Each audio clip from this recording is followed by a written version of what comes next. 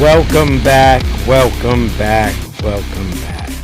So here we are on episode 31, and I have two incredible guests here today, two voices of our local independent film community, our local independent media makers, talking about some pretty incredible projects that they have going on. We titled episode 31, Slasher 15, Saves the Drive-In. There's a beautiful and historic drive-in just outside of Winchester, Virginia, that is facing closure. We're hoping to bring awareness to what's going on, and we're going to make an effort with the show to hopefully save this historic space. I'm going to ask both of my guests to take an opportunity and to introduce themselves and tell our audience why they're here. Hi, I'm Michael McGlynn. I am a producer for Slasher 15 Productions. I'm also one of the actors as well. I'm actually here to promote our films, help save the drive-in, and also talk about our latest film and what we have on tap coming out soon. Yeah, that's awesome. Thanks, Michael. I'm Russell Sage Patrick. I'm a producer, director, sound man, PA, anything and everything that you want to do behind the camera other than camera work. I have an artistic eye, but I don't have the equipment. I'm here to help Mike and to see if we can't save a drive-in in Winchester. So. Yeah, I miss the drive-in days. Yeah, I love the drive-in. Michael, why don't you share with us your experience last night? You had something pretty awesome as a filmmaker, so please share. Oh, I actually thank you so much. I actually really am so excited about this. One of our latest films that just came out. In fact, we just signed distribution as well, so hopefully it will be out and streaming in the next few months. The Slasher Nurse, we were up for an award at the Highland Film Festival. It also took place at the Small Castle Theater, which is the one that is owned by Kevin Smith. Yeah, that's awesome. I drove 6 hours out there just for that film festival in hopes that maybe something good would come out of this. Above all, maybe we get some new fans. I can tell you it went even better than that. Not only did we get a great showing, but we also won the Best Blood and Gore Full Feature Film Award as well. Oh, congratulations. That's awesome. That is fantastic. No, I thought that was really cool. I think, a lot of people know who Kevin Smith is and definitely his love of cinema. So let's get down to the heart of this episode. And we've got this NBC story on the drive-in. And I hope this gives context to everyone in the audience. I'll get everyone's reaction to it when this is over. Okay. Play it out, Nick. When you pop in to the family drive-in movie theater in Stevens City, it feels like a portal into the past. We want it to keep going. We want future generations to know what a drive-in theater is. Ronald Graham is the manager of the drive-in for nearly 70 years now. It's been a staple in the community, serving as the backdrop for countless family outings, first dates, and plenty of costume contests. But with the property owner now trying to sell the land, the drive-in will be forced to close when the lease ends on December 31st, unless the management company can raise enough money to buy the place. We don't want to lose the theater. I really feel that families connect out here, and that's what makes everything worth it. The magic number here is $1.5 million. That is how huge much money number. they need to raise to be able to buy the land. But Ronald says he has hope the community can pull through because they've done it before. Back in 2012, they couldn't afford new projectors to keep up with the digital times. Customers came through with $28,000 in donations. I remember going there as a kid and watching the movies with the family and everything. It'd be pretty cool to be able to take Rylan to do that stuff like I got to do when I was a kid. I started when we were teenagers and we took our children. It was just a real fun time. So far, the campaign has raised about $25,000. The theater is holding a fundraising concert Saturday as they hope to keep the screens running for years to come. In Stevens City, Amy Cho, News 4. Michael, You're part of a very special charity event that's going on the 16th. We'll talk a little bit more on detail about that in a minute. But what was your first reaction when you heard about the potential of this drive-in closing? So I could sum it up in one word: heartbroken.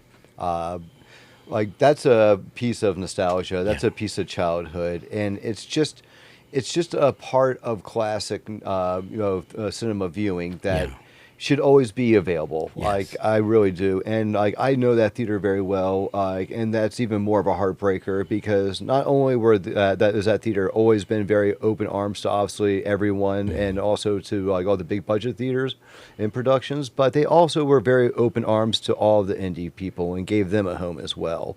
And I can tell you right now, on an indie level, that's not always available. And when you have those people who are that warm and that welcoming, you really appreciate them that much more. Agreed. Russell, with the drive-in, your thoughts on this?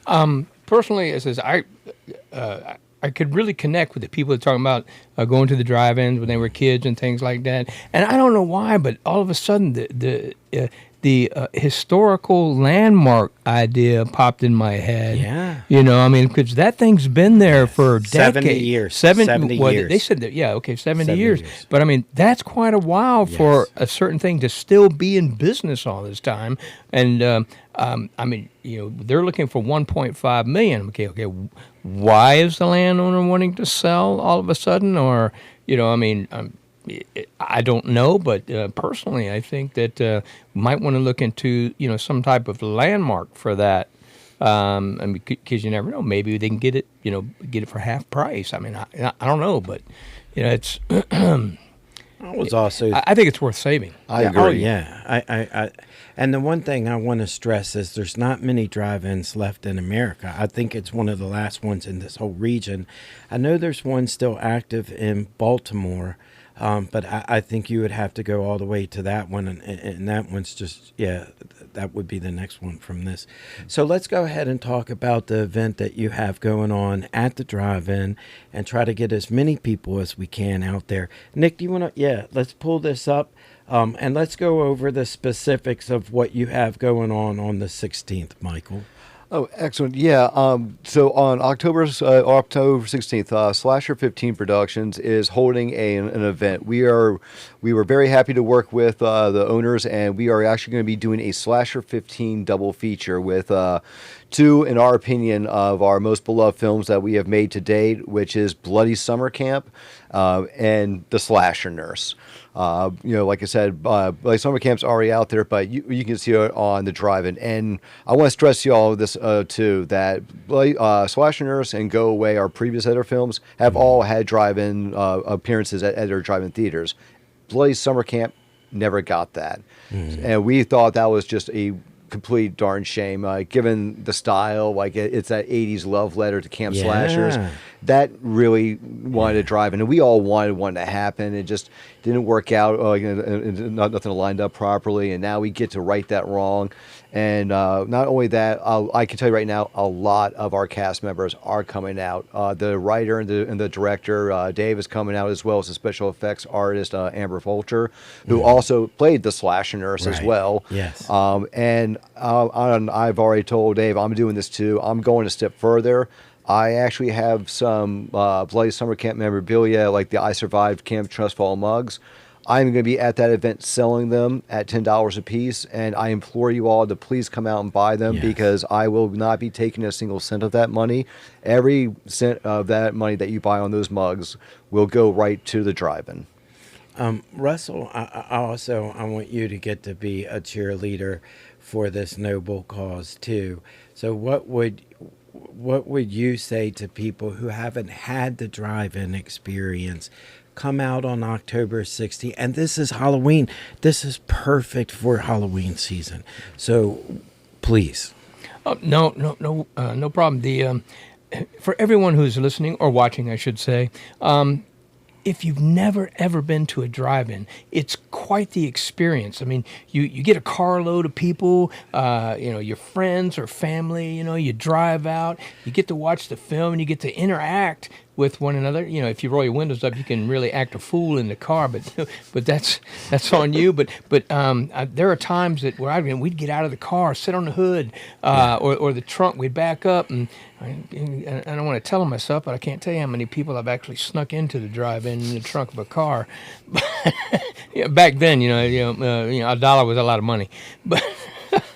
But come on out, enjoy it, and I'm sure you guys are taking donations on top of everything else, right? Oh, absolutely. Yeah. Okay. So yeah, and it's a lost venue. Yeah. In America today. Yeah. I mean, the drive-in used to be a gathering of people, a gathering of individuals, and that love going to the drive-in and watching whatever genre of film that was being shown, and just having a good time. Yeah. I agree with you, and I like your assessment of it. And we live in this age where people are more socially isolated because of their media, right? Because of their phone, yes. And the cinema experience is always that kind of communal thing. It's that shared experience that you're having with other members of your community. I've always loved the drive-in. Some of my fondest memories going with my mom, my sisters, there was one that was called the Fort Drive-In on 340. I remember seeing Jaws there, and I loved it. Now, one of my favorite parts of cinema has always been coming attractions. So I could not do an episode with a filmmaker, with the producer, without us being able to do some coming attractions, some trailers. So I've always loved trailers. Mm-hmm. So I thought for fun we would take a look at the trailers. These are the films. This is the double feature that you have going on Thursday, October 16th in Stevens City. Nick, let's go ahead and play the first trailer we have. I'm sorry. Before you start this, there's one of the things that I got to remind everybody. You may not know, okay, but in drive-ins, they always had intermission times, and then you'd see these little cupcakes and the hot dogs and the bun, and and those who have ever been there, you guys know about the hot dog and the bun just coming together, and it. The smell. Oh my God! Popcorn and pizza and everything. That sound of that old school. Yeah. Click, click, click. All right, here we go. Oh, sorry. Apologize. No, man. That's nostalgia at its finest. Oh yeah.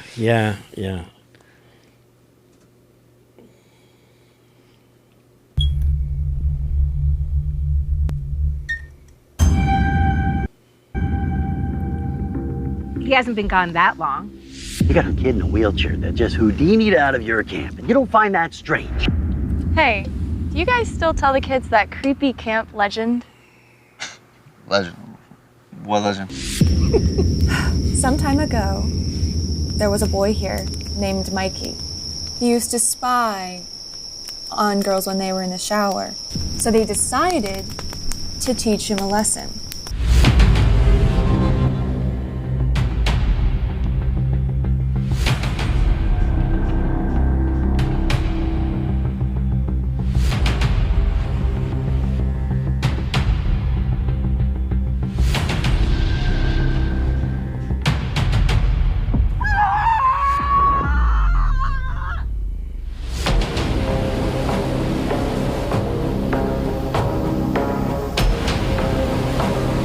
This is your fault! I didn't do anything!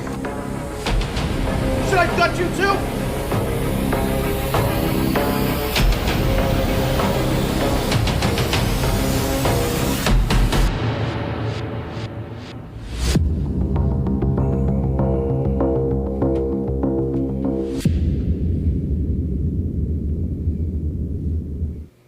Awesome.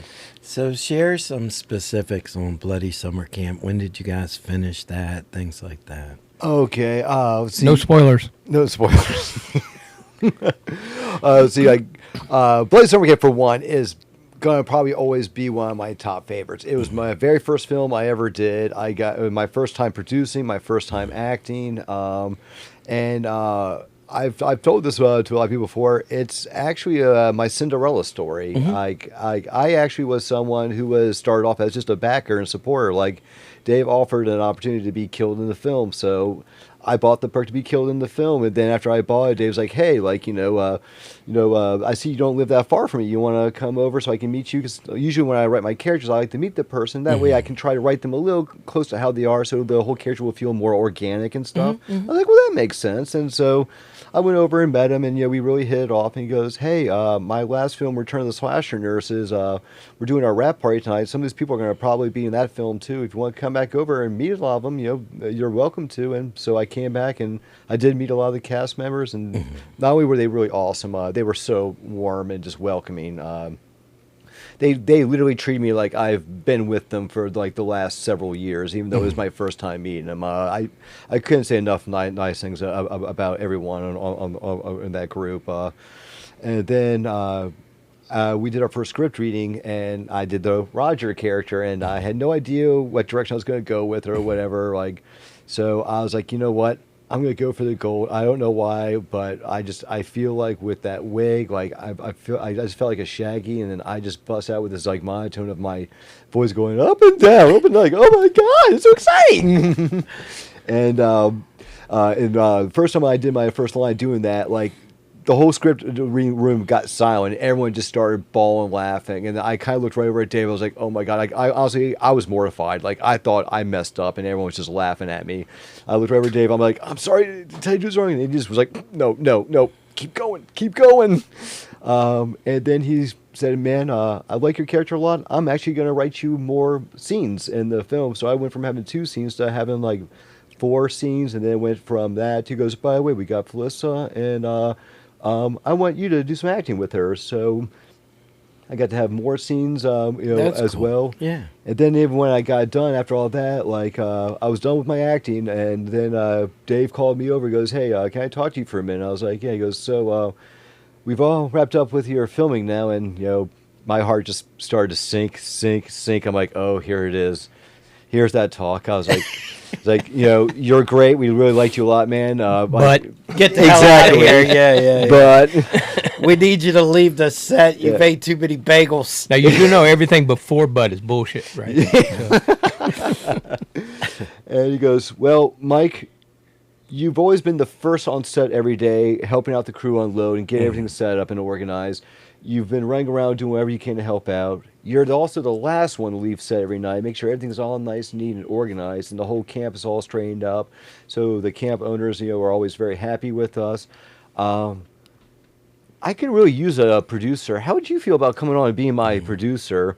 And of course, like I didn't, my mind wasn't thinking ahead, like all the hard work, all the things I got to do. The only thing that popped in my mind was, does this mean I get to stay on set? And just Dave goes, "Yes, Mike, you will get to stay on set." He goes, "Then I'll take it." No, that's awesome. I love that. Russell, have you've seen this film? What's your experience? I have. Please I share. have actually seen the film, but because I'd have to say that maybe 99% of the people in it, when I first got into the business, I hardly knew it, but I know them all, and great work, I have to say. Thank you, man. Yes. But it is a fantastic cast. The story is awesome. And if you have not seen this film, I can guarantee you will not be able to guess who the killer is. Guaranteed. I mean, I have to admit, this is one of the first films that I've seen it. When I got to who the killer was, I was like, get the... I'm like, what? No way, So, but yeah, it was. And you're having a bunch of people that were involved with Bloody Summer Camp will be out there on the 16th as well. Oh, yep. Actually, the writer-director Dave will be there. The special effects artist Amber Vulture will also be there. Myself will be there. Shonda Rawlings will also be coming there. Good. Love her. I'm trying to think. I think is Kay coming out? I think she might be. Matthew? Actually, I did send Matt the invite because he's in Georgia. We're not sure if he's going to make it. Yeah. But, although I would love for him to come out. I definitely Cody? miss him. You don't know? Yeah, I don't know. I don't know. I know. I'm if Cody's coming sorry, out. because I've seen all. I'm like, wait, I know him. Are you going to be there, Russell? You know what? I would love to see you there. I truly want to be there. And honestly, I don't think I have any reason not to. Good. October. I'll No, buy- hey, what do you know? I got a date with I'll nothing buy on it. you a So hot dog. buy me a hot dog. I'll Yeah, I'll be there. dog. October 16th, right? Yep. Yeah, well, I'm definitely going to put the word out and I actually try to took get as off many work friends. for Friday so I have no excuse. Let's take a look at the next trailer that we have screening from the double feature. This is what's this one called? This is the Slasher Nurse. Slasher Nurse. This is actually a remake of Dave Kerr's first 2 films. Okay.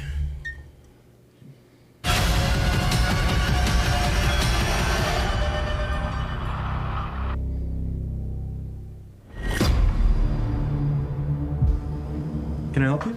Hi, I'm here for Piper. Who's that? She's just a friend from school. Well, where are you going? To check out a spot for a film I'm making. Can I go now? All right. Home before dark. Whoa, this place looks amazing. You sure it's abandoned? Pretty sure. I've never seen anyone here. Crud. Yeah, love that guy. He is amazing.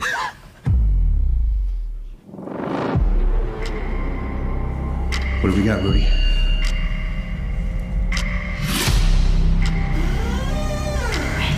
Morning. Rick. I've been informed one of your patients has gone missing. Piper is supposed to be a vegetable. You telling me she escaped? Piper. Oh my god!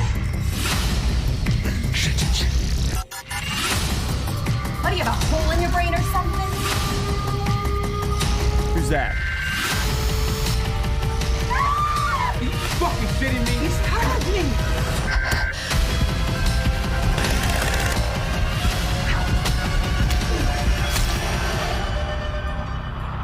Nice dress. This story unfolds. Wow. Oh man. Let me ask you. Hey Nick. Are you a fan of the slasher genre? Your experience with slasher films? You know, I was late to the game. Chris is. Okay. She got me into like all the Freddy Kruegers and all the scare ones. I didn't. I was more of an action movie kind of guy when I was growing up, so I didn't get into that genre much. But a friend of mine, he ended up doing a lot of like gore flicks and stuff in college and made some cool ones. So yeah, I'm not against it. Yeah. Let me ask too with you and the drive-in. Your experiences with the drive-in. I actually worked at a drive-in when I was 16 Did you years old. really? Yeah. There's and I don't know if it's. I tried to drive past it when I was back home last, but there was a drive-in in my hometown called the Point Drive-In, and it was $5 a car. Right. Yeah. So we would, you'd pile 7 or 8 people on a Yugo or a Dodge Omni trying to go in there and see it. But Bang for your buck. One thing I remember about the drive-in there was always one car that like didn't start after the movie. Oh sure, yeah, absolutely. You know, jump start like at least 3 or 4 cars. Yeah. But everybody used to go to intermission, and you'd start your car and let your battery. Yes. Recharge intermission. So you'd be walking, get your fries, and you'd just be walking through clouds of exhaust. It was great, though. I mean, And I remember that one actually transitioned from one of those ones where they had the speakers on the posts. Yes. I was radio broadcast. Yes. When they did that, absolutely. When they did that, I was like, "This is so freaking cool! I can hear it in all my speakers." Oh, yeah, and you got your whole car loaded. Yeah. The problem is that led to an uptick in battery deaths. Well, yeah, You didn't have to have your car on with the speakers. So, yeah. Oh, that's funny. Oh my God, we used to go to all of them. Dude. I got a story that I can't tell. Is that a foggy window story? It's an origin story from a drive-in that is notorious in my life, but not for public airing. That's funny. But yeah, no, I grew up there and Good. got to run the reels back and forth to the guys and work the concession stand, and parking was always a bitch because you had people that would stick 4 people in the trunk of a car. So, yeah, good times. Well, I hope you guys come out too on the 16th because it could very well be the last. If they can't resolve it by the end of the year, I doubt they'll open next season. Like P&G doesn't just say screw it, buy it. I was thinking someone goes a wealthy, long way. buy it, hold the land for a longer period of time. As much as they've kind of ingrained ingrained themselves in this area. You'd think they'd cut a check for $1 million and save a local drive-in. Put a sponsorship underneath all the damn screens. Call the Procter & Gamble. Oh, yeah, exactly. I mean, it's not like the property value is going to start decreasing. No, Land and is then- always going to go up. And then when they don't want it as a drive-in anymore, then you've got this huge plot of land. I don't know. Just not for another 70 more years. Right. Yeah, give it 70. Yeah, what they do after I die, I don't care. Yeah. I'm not sure of the arrangement that Waynesboro has with their theater, but that's a nice model there. Yeah. I mean, Oh, we're big fans of. I love that space. I love to go. Yeah. Oh, yeah. Also, another one that's always been very, Very welcoming to friendly. indie films. Absolutely. Yes. Let's go ahead and bring up your graphic for Slasher 15. Let's talk about your production company, and let's talk about. We were talking earlier. You say anything you want about Slasher 15, and then you and I are going to talk a little bit about having a budget and how that budget's utilized in some of your productions. Okay. I mean, this new Splash. This is actually just a good collage of all of our iconic slashers from all of our films. Right in the forefront, obviously, you're gonna have the slashers, and the one masked man right there in the middle. That is Chuck from Go Away, the home invasion slasher, which is a really good, fun one. That's also free to watch on Tubi and on Amazon Prime if you all want to check it out. That one's a little different than our other ones. We generally when you see our actual logo, it's a hand holding a carrot stick, and the reason why is we generally do horror comedies. Go Away was one of our very few where we went out of our way to make just a very intense slasher and cut the comedy to almost nothing. Not gonna lie, it almost killed us because there were so many scenes that are going on. We're like, oh, wouldn't it be fun if we did this? We would start talking no, throw that out. I know, yeah. And then in the background, you've got Double Face from the Blaze Summer Camp, which part 2. We are going to be having our premiere for that one at the Winchester Alamo this next spring. Oh, cool.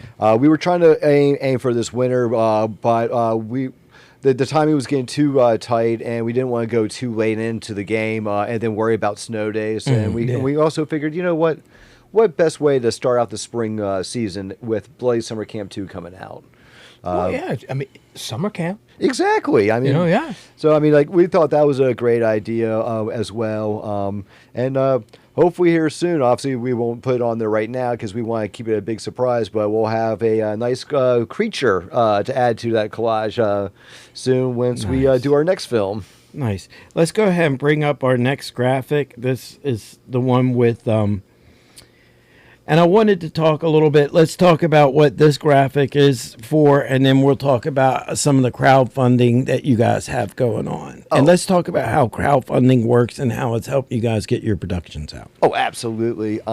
So this next one we're doing is called Uncle Fred's Monster Problem. This is a buddy creature comedy that we are doing. The best way I would describe it is take Peg and Frost or Tucker and Dale, plop them in the middle of a trailer, and having the creatures similar to say they're not going to be similar in look, but just in the style of a cinema and stuff, Feast. You know, they're just trying to survive. There'll be a lot of humor in it. There'll be a lot of great kills in it, of course, though too.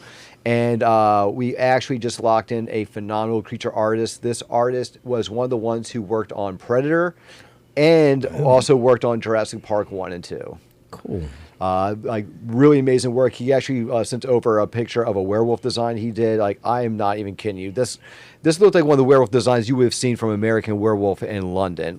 It was just, the detail was amazing. I mean, this thing stood over 7 foot tall, which is what our creature is going to be. It's going to be over 7 feet tall. And we got a phenomenal guy who's going to be working behind the creature, Jerome Cretan. He was our Red Mask in Go Away. And actually, he was the other detective alongside me and the slasher nurse as well.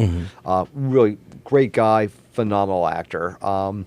But yeah, we wanted to do a little branch out, but we didn't want to go too outside of the norm. And we thought a creature feature would be a good one that we think like a lot of our like supporters and our backers, our friends and our fans would all really get behind us on, because in some ways creature features are to a small degree, they are kind of like a slasher. Like, you know, they are going around and tearing people limb from limb.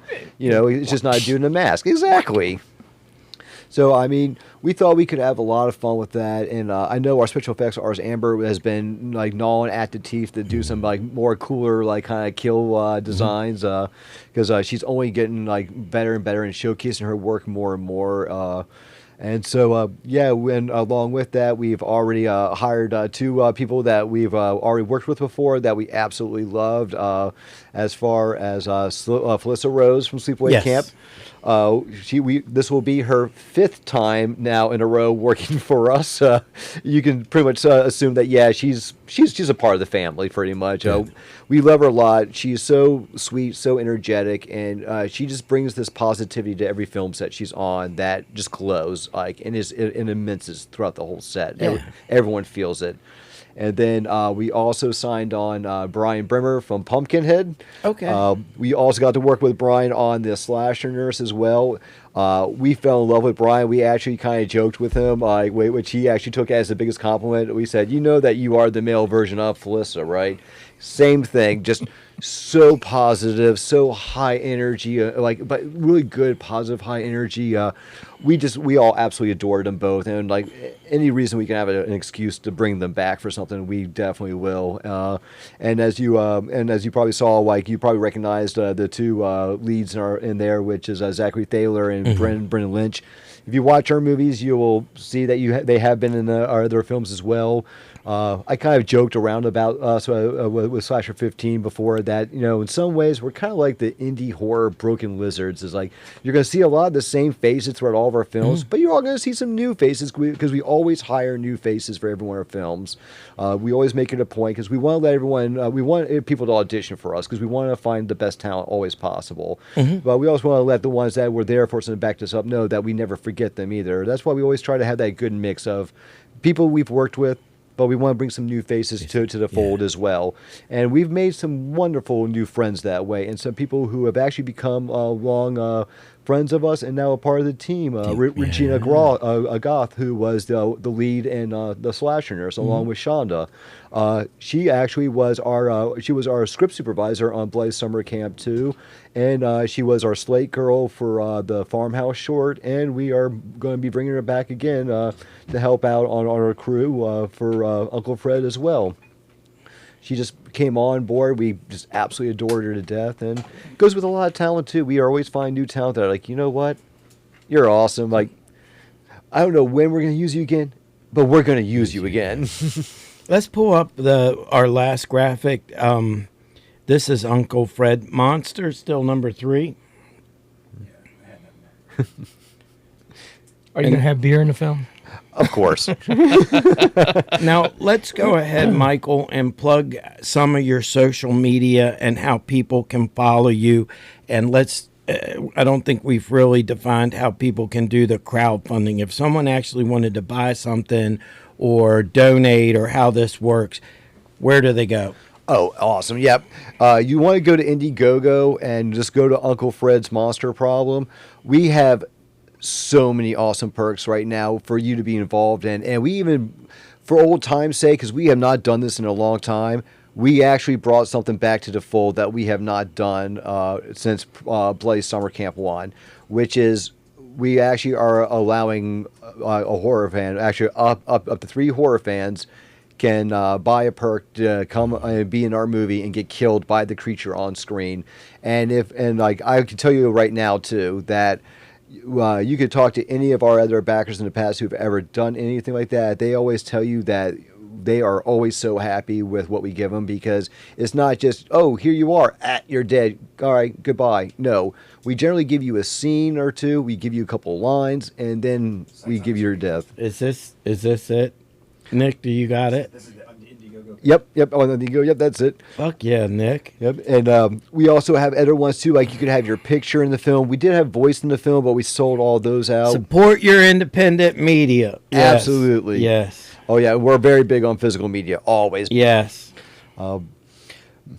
But then, of course, you can also have your name attached as one of the producers, as one of the associate or executive producers. We don't sell producer credits. We feel like that title should be for the people on absolutely set. Doing the work. Those are the guys actually doing the work. Exactly. That's awesome.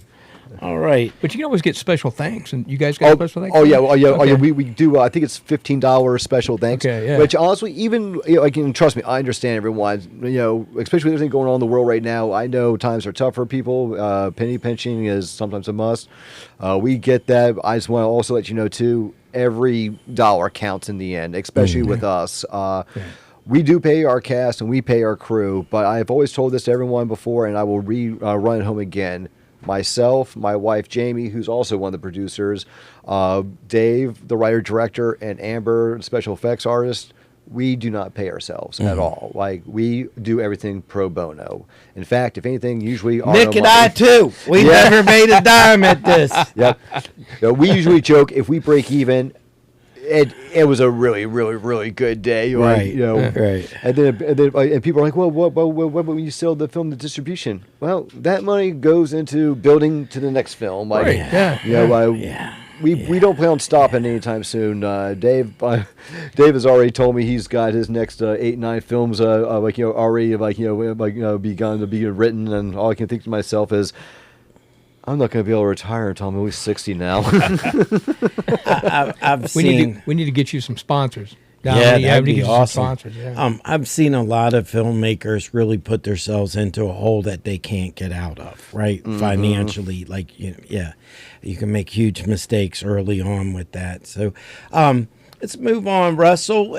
Pleasure to have you back on the show. The last time we were here, we talked about David Cronenberg. Yes. So I got to confess, I've yet to see the last Cronenberg film. I do too, but okay, good. I don't feel so bad that. Well, see, I have actually added to my David Cronenberg collection since we had that, and I did some extensive research. I'm like, holy crap, man, this guy is like, phew. The last episode we did, he had a new film coming out. It's the first time he'd done a film in a long time. It's called Shrouds. I think it's released, but I want to see it, but I haven't seen it. I did. Did you show a preview of that?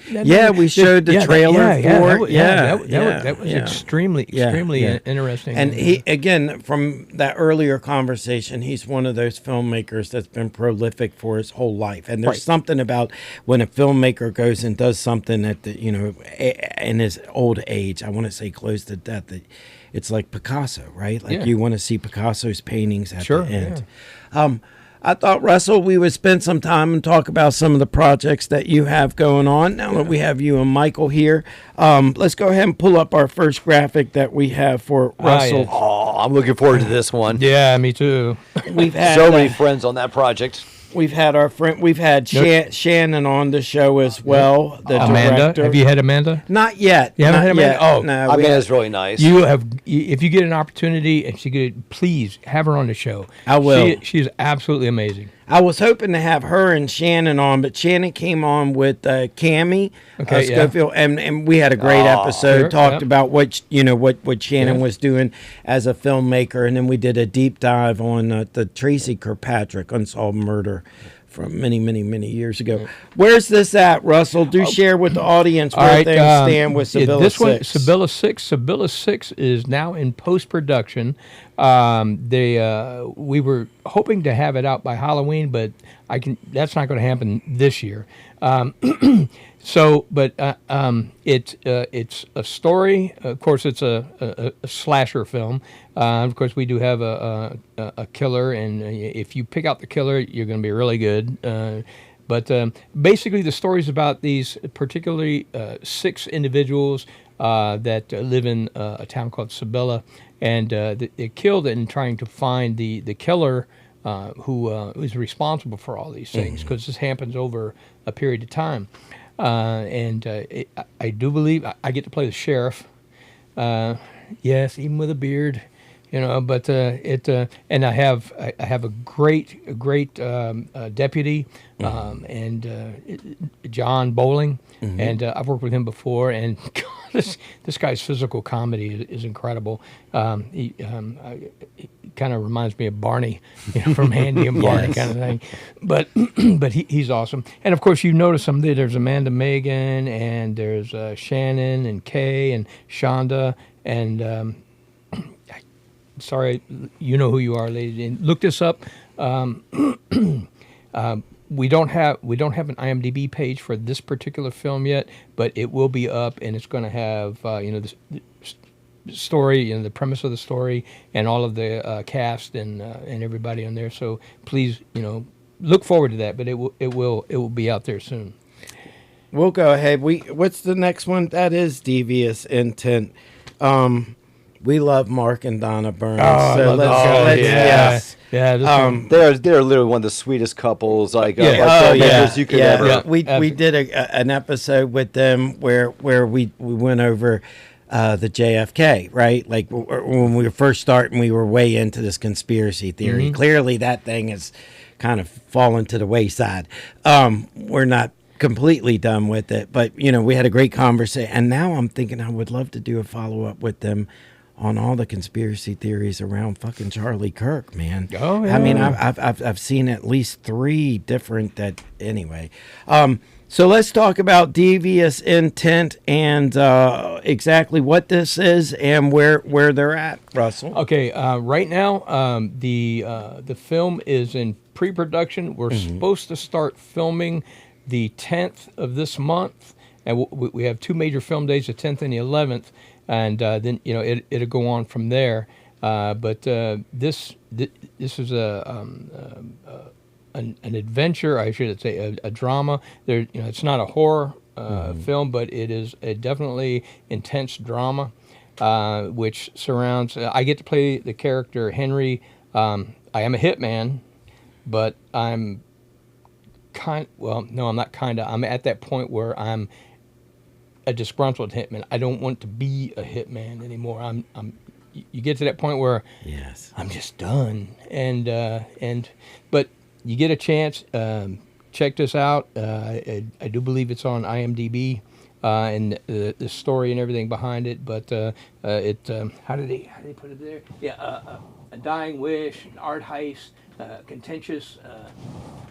Divorce. Divorce. Yeah. Okay. Hired guns activated. Activated. See, so I'm one of the hired guns. So it's going to be a blast. Like I say, Mark and Donna Byrne, they love those guys. Yes. Yeah. Absolutely. And from our earlier conversation, they're one of the ones that are going to finish the project and it's going to get out there. Zip Absolutely. bamboo. I don't think they have anything that's unfinished. No, everything they've ever done that I've ever worked on. It's like matter of fact, the first time you and I ever actually got to work together was with them. Actually, too. It was with a One of One. One of One. Yeah. Okay. But I knew you before that. But we knew each other, but we never met each other and worked with each other. Like, and then after that, certainly. That's an inside thing. You got to watch the film to see that. So, what's our next graphic there? This is Black Sheep. Oh my goodness! Another good one I'm looking forward to. Yes. This is definitely. It kind of gives it away, a slasher film. But I get to work with this huge. And this is Amanda Megan, DJ Patton film. These guys, I got to be a producer on this film as well. I had a little cameo, and I worked sound on it. And you are going to be really surprised. You get to see this film. Like I said, it's a huge cast, and of course, if you can't tell who that is, of course that's Miss Shonda right there. Mm-hmm. But if she's the star of the film, and but yeah, check it out on IMDb. You follow the story. You get to see cast, whoever's crew, everything on there. But yeah, it. Like I said, I get a little cameo in there as a sound guy, actually. One of the things that's meta. Yeah. From our conversations earlier, the thing I most admire is quality is important to you. Oh, yes, like everything absolutely, I see. Like absolutely, yeah. So that's I love having you on the show. I love seeing you involved with projects because I know that they're going to look and sound professional. And same with everything with Slasher 15. It's really top of the line. So it was great to see that you guys are spending your money wisely and effectively. It's a nice aesthetic. I like what you guys have going on. Oh, Let's yeah. take a look It's a at tight community. Yeah, well, Yes, that's one of the things. yeah. It's one of the things I have to say. When to get a quality film, you need quality people. I'm not talking about just about cast, but I'm talking about the people behind the camera. Right. I mean, if you got people that don't know what they're doing, then you're going to get a film that looks like you didn't know what you were doing. Right. So on and so forth. It's going to look worse than community college. Yep. Build your family Yes. after every film. Yep. When you And have every filmmaker should start with shorts. I Yes. think one of the worst Yes. things a filmmaker does Yes. is try to make a fucking feature film straight out the gate. Like, No, what no, is yeah. wrong with you? Dave Kerr actually did that, and he actually said the same thing. He goes, "I should have started with a short. I should have started with a short." Finish shorts. Learn what you're doing with shorts. Yeah, it's a whole lot easier to mess up a feature film than it is to mess up a 5, 10, 15-minute short. So yeah. One of my all-time favorite short films. It's a legendary piece of underground cinema. My Sweet Satan by Jim Van Beber. It won 1995. It was called the New York Underground Film and Video Festival. It gave rise to Todd Phillips, who's the director of Joker. Mm-hmm. It was the beginning of his career. He put on this, he was the big punk rock guy. But Van Beber was out of Dayton, Ohio. He only made a couple of films, but he did this short 20-minute thing. And it's one of the most intense pieces of cinema I've ever seen. It's brilliantly done, My Sweet Satan. Yeah. But yeah, start with shorts. Learn your craft with shorts. Let's take a look at, you sent us a couple of trailers you wanted to talk about, Russell. So let's start with this Dreams for Lease, and then we have the trailer for that. So set this up. Dreams for Lease, I'm a supporting character in the film.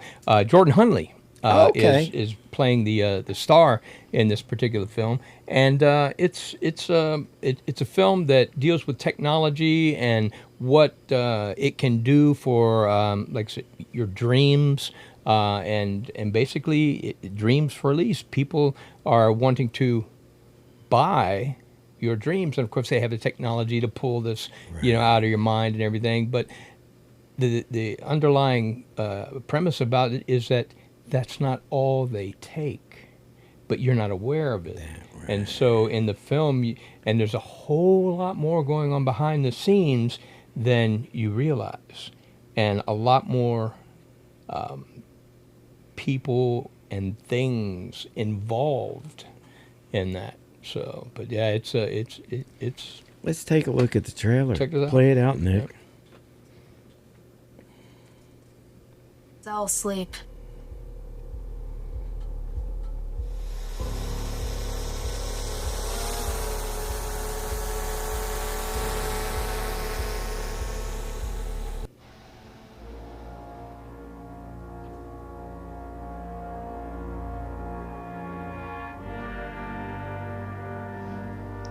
It's called the sleep market. You sell your sleep. Easy money. You can't sell sleep. You can, if you have the right tech. You need this, Maya. How long is this going to take?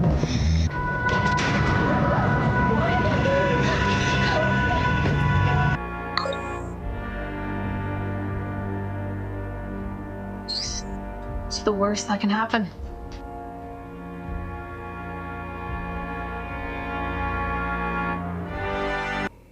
A lot worse can happen. Trust me. Look, all right. The first thing I gotta say is I always love when people play with consciousness in film and cinema. Right?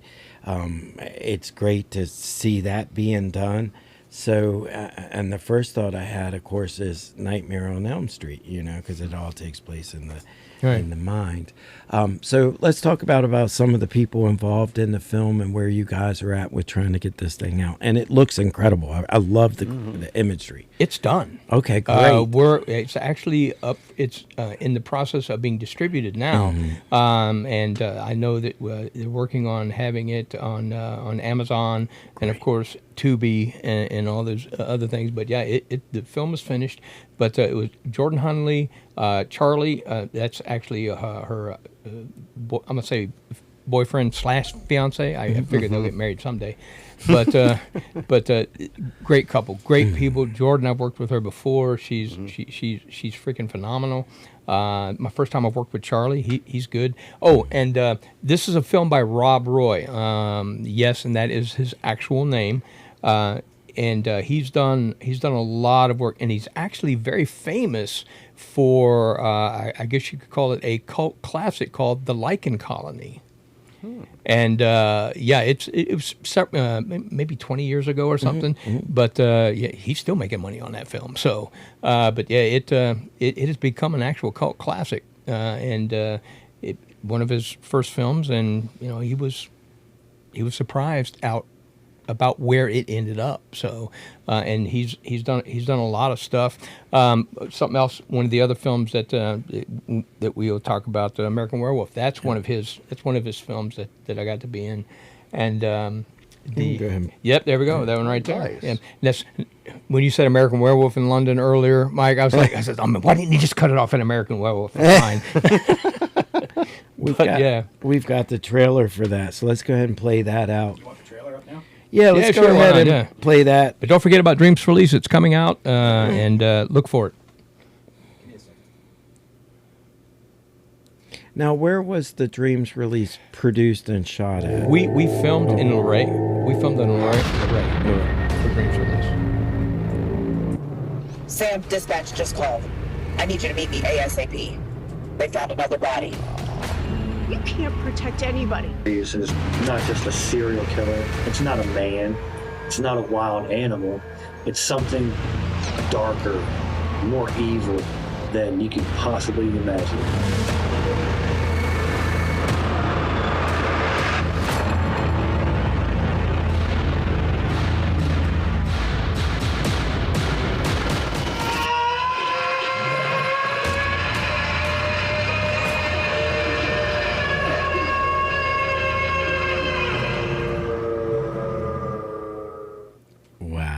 Heck yeah, man.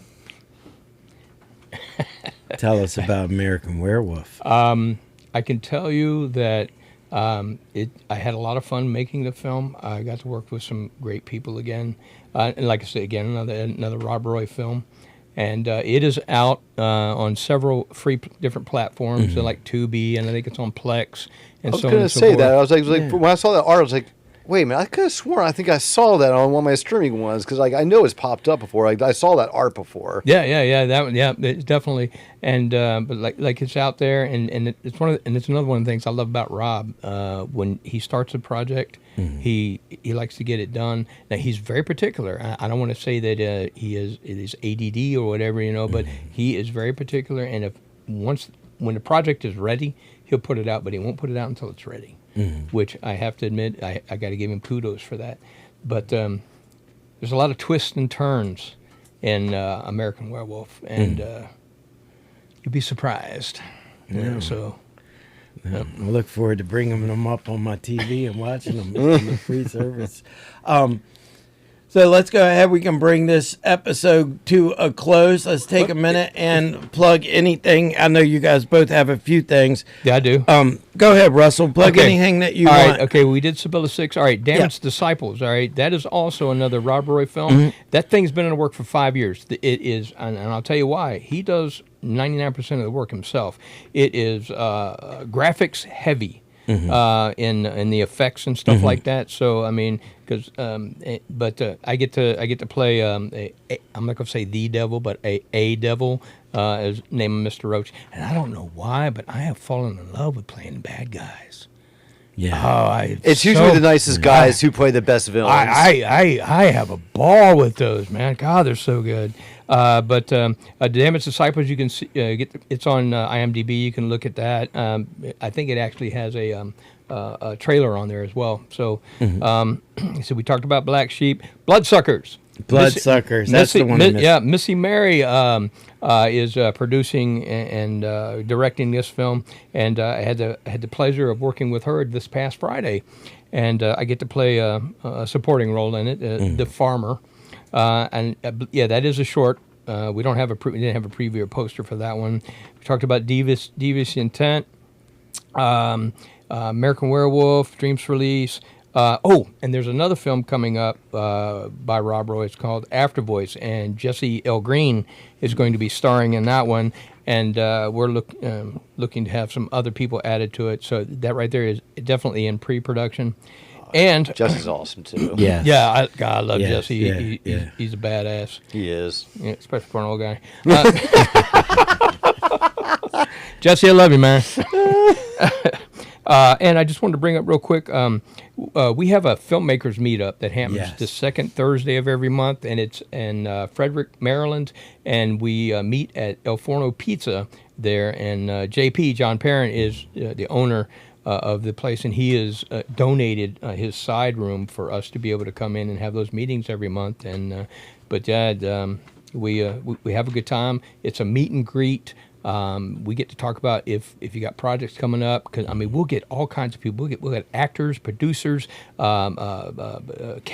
crew. Anything you need behind the camera, like I say, sound, anything, cinematographers, directors. Everybody shows up, and if they've got a project coming up, they'll tell us about it, and if anybody's interested in being a part of it, they can do that or anything. But it's a great meet and greet just to get, because I have met so many new people, and they come from all around. Yes. Not just Frederick, but I mean we get people that drive several hours to come down just to be at that meeting every month. So let's see, Kim Marie, she's, I don't know if you guys know her. She does a lot of stuff. She's like, I call her part of the command group.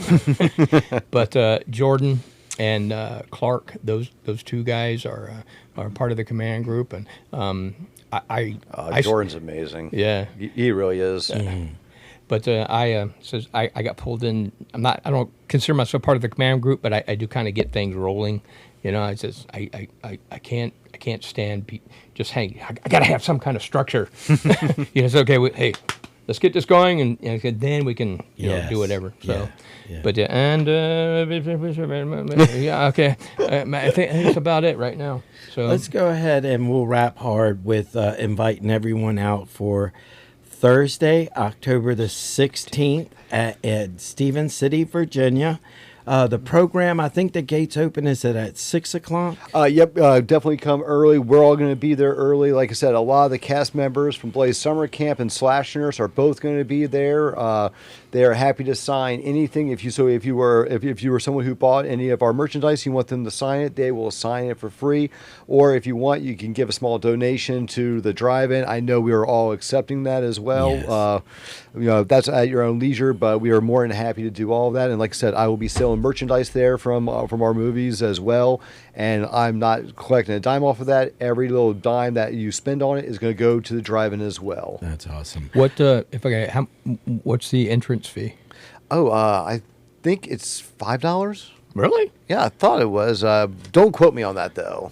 Yeah, at 5 or 10, but whatever it is, it's going to be worth it and everything. So, but that's one of the things too is there's a lot of people out there that know me, and there's a lot of people out there that are not involved in indie films that know me. Biker friends, lots of people know me in the biker community. Guys, ladies, whatever, come out, tell your friends. It's a worthy cause. Yes. And that's one thing. Now, do they have speakers or they broadcast? I'm not sure how the sound works there. I'm going to assume it's the radio, but I don't know. I will too, yeah. I thought it was the radio too. It probably is. Yeah. So, if you can come out on your bikes, man, especially with those 4-speaker dresser models, man, you just blast that sound. We won't need any other speakers, man. It's one of those would take care of all that. But please come out, support a great cause. Yeah. I don't know if it's going to stay open, and I'm thinking if you've never had the drive-in experience, this could be your last opportunity. Could very well be your last opportunity. Yeah. And perfect for Halloween. Come out, see some independent horror films, have a lot of fun. It's great that you guys are going to have your people there. I think that's going to make it worthwhile. Russell, I hope to see you there. I'll buy you a hot dog. Yeah, Nick, I hope very much to see you guys there too. Everyone, please share the show, watch the show. like, subscribe, all those things. We need your support, and it's always a pleasure to speak with filmmakers. I love when we do this, and you two were fantastic guests. Thank you. Thank you for having us. Yeah, absolutely. Slasher 15, you guys are on Facebook. You can be followed on Facebook. Is there any other social media you want to plug? Oh, yeah, we're also on Instagram as well. If you're interested in auditioning for one of our films, we are currently holding auditions as well for Uncle Fred's Monster Problem. We have roles for all different age ranges, and usually ethnicities are open to all, so give it a try. I'm telling you right now, one thing that we have always been very, very clear about is we do not care if you've been in 120 films or if you've been in no films. Yeah. If you fit the role or you embrace that character the way that we like it, or maybe it wasn't the way we were originally looking at it, but you ended up doing it in a way that we're like, I like that more. Yeah. Guess what? You're getting the part. Yeah. That's how we work. We don't do politics. We want to make the best film possible. And the only way to make the best film possible is to get the right talent. Yep. Absolutely. You want to plug your social media, and then we'll close this thing out. Of course, I'm on Facebook, Instagram, you can look me up on IMDb. Now, honestly, it says, unfortunately, now Jesse will know that this is an ongoing joke. I actually have 3 IMDb pages, and he always gets on my case when I say I need to combine my pages. He goes, "Well, have you combined your pages?" I says, "No." He goes, you. You can see a lot of my work and the projects that I've been on Russell Sage Patrick, Russell Patrick, and Russell E. Patrick. Basically Russell Patrick, but there are several of Russell Patricks, but only one Russell Sage Patrick. So yeah, I'm going to have to start calling you Russell the Third. Actually, his Russell E is my actual name. I won't say what the E stands for, but actually it says when they did Russell Patrick, it's Russell Patrick number 2. Number 2. So when I get them combined, and of course Jesse knows the deal with that. But I also have my own personal production company called Rogue Enterprises. I am a partner in a production company called Bullet Time Productions. They're right now they're best known for. I'm sorry, take up your time. They're best known for the movie called WW2 Project Phoenix. That actually has worldwide distribution. Like I say, it is a World War II film, and it's out there, and it's doing really, really well. We're currently working on another film called The Exchange, starring Costas Mandylor. Fortunately, we had an investor for these 2 films, and so we didn't have to do crowdfunding. But that doesn't hurt a film. If you can find an investor, especially someone who's not necessarily in the movie business, but knows money. Yes. Trust me. And that's all you investors out there. If you decide you want to invest in an independent film, just remember this. If it makes money, you make money. If it doesn't make money, you make money again. Because you know what to do with an item that doesn't make money for you. You write that stuff off. Mm-hmm. So... There you go. And honestly, they're some of the most safest ones. I mean, if you look at the course of history on these things, Friday the 13th, had what? It was I think it was a $300,000 budget. It made $85 million. Right. So you're right. Exactly. And so you don't know what's going to take off. Yes. They're safer bets in the end. Yeah, absolutely. Yeah. I think this has been an incredible conversation. Sorry, didn't mean to overtake it. He started it. No. I just ran on, boys. Always a pleasure to talk to independent media makers. Nick, go ahead and close this out. Mike, pleasure.